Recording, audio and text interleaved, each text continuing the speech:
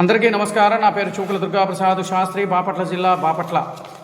ఈ రోజున ప్రధాన అంశంగా జగన్మోహన్ రెడ్డి గారు పాపం బస్సు యాత్రలో భాగంగా నిన్న జరిగిన సంఘటన గురించి ఒక విశ్లేషణ మరియు పూర్వం జరిగిన కొన్ని విశ్లేషణలు మీ ముందుకు నేను తీసుకొస్తున్నాను. ప్రధానంగా మీరు బాగా గమనించండి. నేను చెప్పే ప్రతి అక్షరం కూడా బాగా మీరు ఆలోచించండి. దీంట్లో నేను ప్రధానంగా చెప్తుంది ఏంటంటే 2019 ఎలక్షన్లకు ముందు వైఎస్ జగన్మోహన్ రెడ్డి గారు ఆడుతున్న కోడికత్తి డ్రామా మీకు గుర్తుందో లేదో బాగా నేను చెప్తున్నాను. బాగా మీకు ఇంకోసారి గుర్తు చేస్తున్నాను. 2019 ఎలక్షన్లకు ముందు ఆడిన కోడికత్తి డ్రామా ఇది కూడా. దానికి సంబంధించిన ఫోటో కూడా మీకు చూపిస్తున్నాను. ఆయన మొహం కూడా ఒక్కసారి చూడండి. జగన్మోహన్ రెడ్డి గారి మొహం చూశారు కదా పూర్తిగా.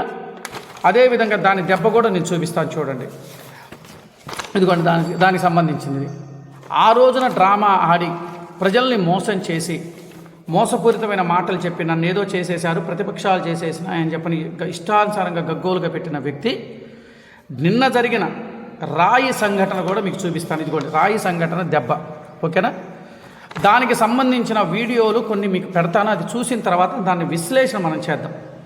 బాగా నేను చెప్పే మాట ప్రతి మాట ఆంధ్రప్రదేశ్ రాష్ట్రంలో ఉన్న ప్రజలందరూ కూడా 5 కోట్ల మంది జనాభా కూడా కరెక్ట్గా మీరు బాగా ఆలోచించండి. నేను చూపించే కొన్ని పాయింట్లు కూడా మీ దాంట్లో హెచ్చరిస్తాను. దాంట్లో చూడండి, అంటే హెచ్చరించడం కదా మీకు తెలియజేస్తాను. మీరు ఒక్కసారి బాగా ఆలోచించండి.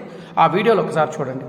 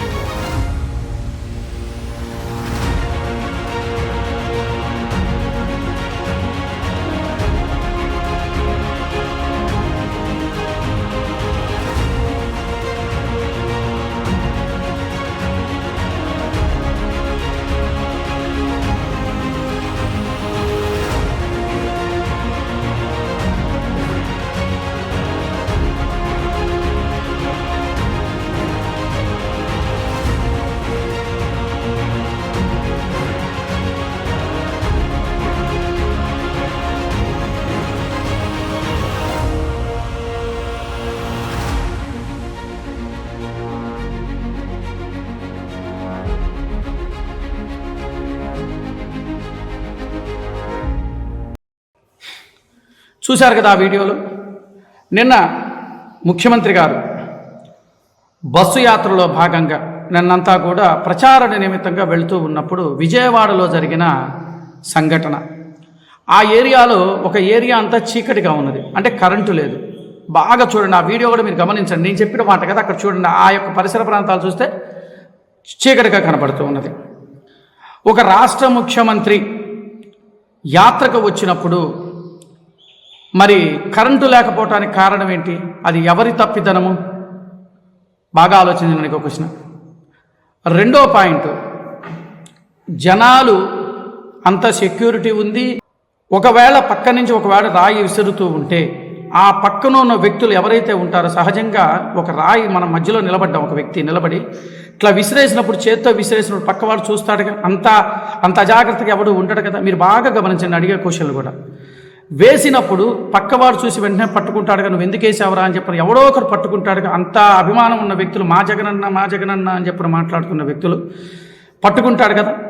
మరి ఆ వ్యక్తిని ఎందుకు పట్టుకోలేకపోయారు? బాగా నేను అడిగే క్వశ్చన్లు చూడండి. ఆ వ్యక్తిని ఎందుకు పట్టుకోలేకపోయారు? తర్వాత ఆ వ్యక్తి ఎవరో తెలియదు, అగంతకుడు అని అన్నాడు. అగంతకుడు ఎలా అవుతాడు? ఇప్పుడు మనుషుల మధ్య నుంచేగా వేసేది, మనుషుల మధ్య నుంచే కదా రాయి వేసింది. మరి పక్కనున్న వాళ్ళు తెలుస్తుంది, ఎవడో ఒకరు చూస్తాడుగా. అంతమంది జనాభా, అంతమంది అభిమానం ఉన్న వ్యక్తులు వచ్చినప్పుడు జగన్మోహన్ రెడ్డి గారి మీద వేస్తున్నాడు అనేది పక్క వాళ్ళు అంత గమనించలేకుండా ఉన్నారా? మీరు ఒక్కసారి ఆలోచించండి. ఈ పాయింట్ బాగా గుర్తుపెట్టుకోండి. తర్వాత ఆ అగంతకుడు ఎవరో తెలియదు. తర్వాత రెండో పాయింట్ వచ్చేటప్పుడు గజమాల వేస్తున్నారు. గజమాల వేసేటప్పుడు అతని సెక్యూరిటీ, బాగా మీరు ఆ వీడియోని కూడా గమనించండి. ఆ సెక్యూరిటీ ఏం చేశాడంటే ఆ గజమాలను ఇట్లా తీశాడు. అది తీయంగానే దానికి ఏంటంటే బరువు కోసం ఏం చేస్తారు, దాని లోపల పుల్లలు కూడా పెడతారు. సహజంగా పుల్లలు అంటే మామూలుగా కట్టాలని, దానికి గట్టితనం రావడం కోసం పుల్లలు పెడతారు. ఆ పుల్లలు పెట్టినప్పుడు ఇట్లా అన్నప్పుడు అది కూడా గీసుకొని ఉండొచ్చు కదా.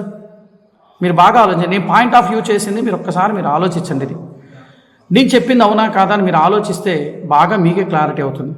2019 ఎలక్షన్లకు ముందు కోడికత్తి డ్రామా ఆడి 2024 ఈ రోజున మళ్ళా రాయితో ఎలక్షన్లో సింపతి కొడదామని ఆలోచించి దీన్ని ప్రతిపక్షాల మీద రుద్దటానికి ముందుకొచ్చాడు ఈ జగన్మోహన్ రెడ్డి. ఇతనికి తెలిసిందల్లా ఒక్కటే, ఆ డ్రామా ఆడటం, ప్రజల్లో సింపతి సంపాదించటం. ఇంతమంది జనాభా ఉన్నప్పుడు ఆ రాయి వేసిన వ్యక్తి పక్క వాళ్ళు కూడా చూడకుండా ఉన్నారు అని అంటే రాష్ట్ర ప్రజలారా మీరు నమ్ముతారా? ఇది నాకొచ్చిన సందేహం.